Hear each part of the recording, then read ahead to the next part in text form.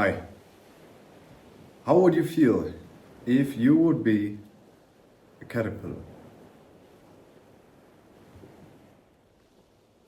How would you feel if you would be a butterfly?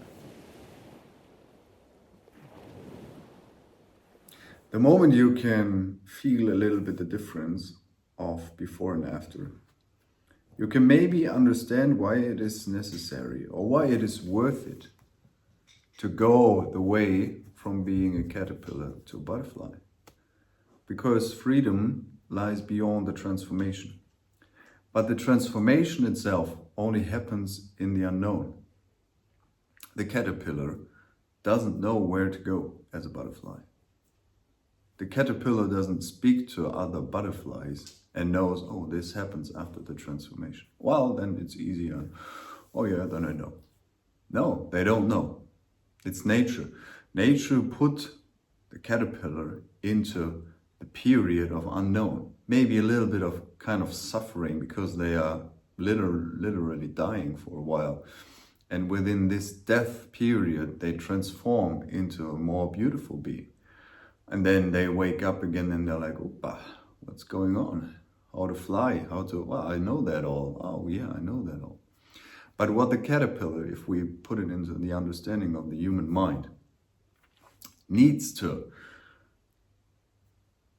develop, or the human mind needs to develop it, is the trust and to be brave enough to go through these transformational periods of the unknown. Because if you're afraid and you don't trust yourself, you will never go into the unknown, for sure, because you think, well, the known is more secure and easy, so I just stay here. Maybe it's just a slight suffering, it's not too bad, but I will stay here because I'm afraid of the unknown. But what you say in the exactly same sentence, if you say you're afraid of the unknown and you don't trust yourself going into the unknown, means that you also will never achieve maximum or holistic freedom.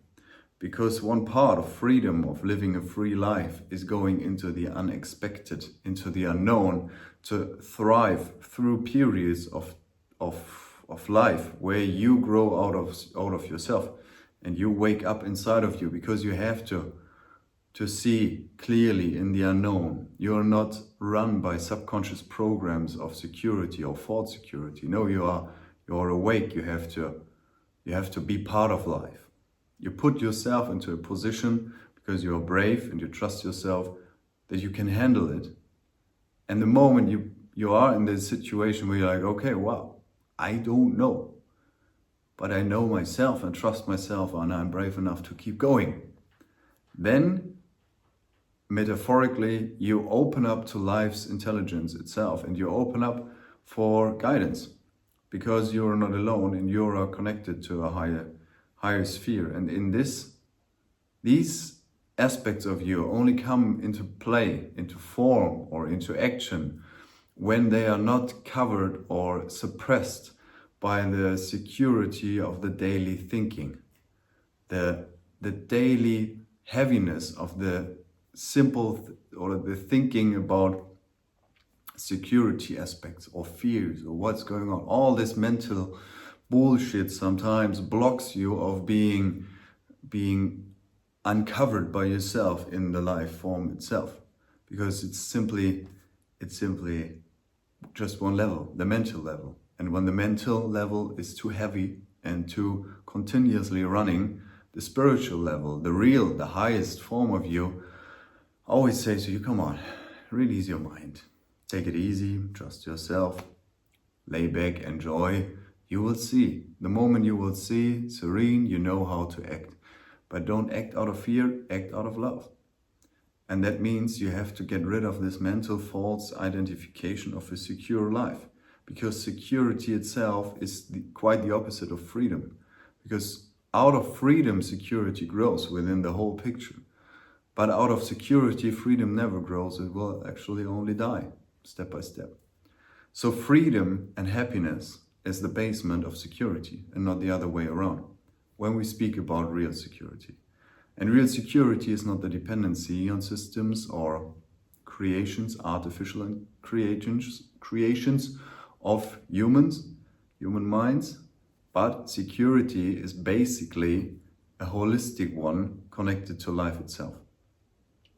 Then you realize, oh, I'm guided, I know this is interconnected, this puzzle piece fit into this, so this all makes sense in the bigger picture then.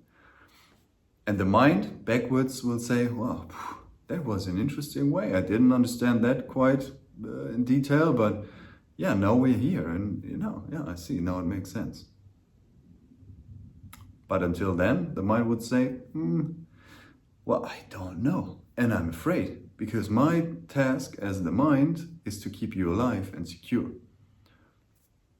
which is good in the survival mode. But the survival mode is not the thriving mode. And when we come into the thriving mode, we will grow out of the survival mode and we see, oh, we will fall stuck in the survival mode.